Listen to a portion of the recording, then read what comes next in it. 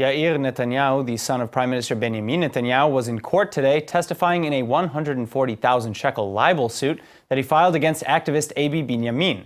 But on his way into the courtroom, Yair and his lawyer were accosted by Abie Binyamin's supporters. Netanyahu then explained later in court that he's being threatened and is afraid of what will happen to him outside. We'll hear with more is Israeli author and journalist with Yediot Achronot, Ben-Dror Yemini. Ben-Dror, thank you very much for coming back in today again. Thank you for hosting me. All right, so let's get into it. Is it fair to say that Yair Netanyahu or his father, Prime Minister Benjamin, or his wife Sarah, for that matter, are in mortal danger? I'm not sure about it. First of all, they are well protected by the Israeli Shabak. So I'm not sure that they are really under threat. I have just to say that extremism always meets extremism. Yair Netanyahu, again and again, had this kind of expressions. Even, one of them even was anti-Semitic. It's something which is unbearable.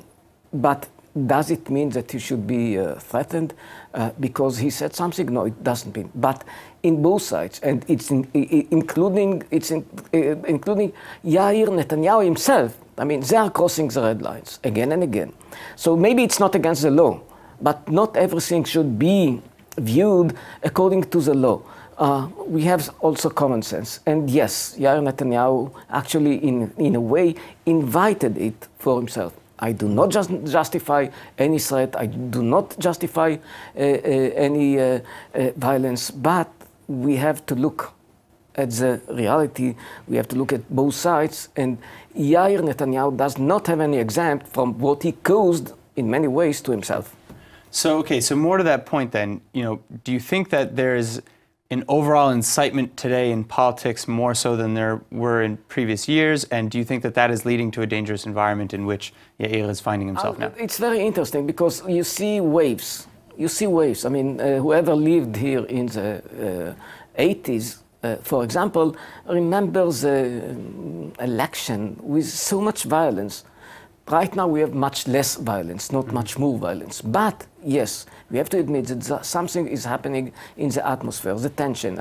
It's happening in all... What do you think is the underlying cause? What's drawing this tension? It's very interesting because we are speaking about something which is a kind of a Western phenomena. We see it in the United States. The debate between Democrats and Republicans, and polarization. We see it in Europe, and yes, we see it in Israel. I cannot really estimate, the level of extremism, but it looks like, Israel is part of of a huge wave that is taking place in the West. I'm not sure that we are the worst place, not at all. Whoever experienced what's happening in Europe and what's happening in the United States knows that here it's not the worst. But we have to understand that extremism meets the social media, and the social media is inflating extremism. It's working both ways. Unfortunately, we did not have it 20, 30 years ago because we were not so much addicted to social media. Sure. Right now, yes, it is inflating the extremism.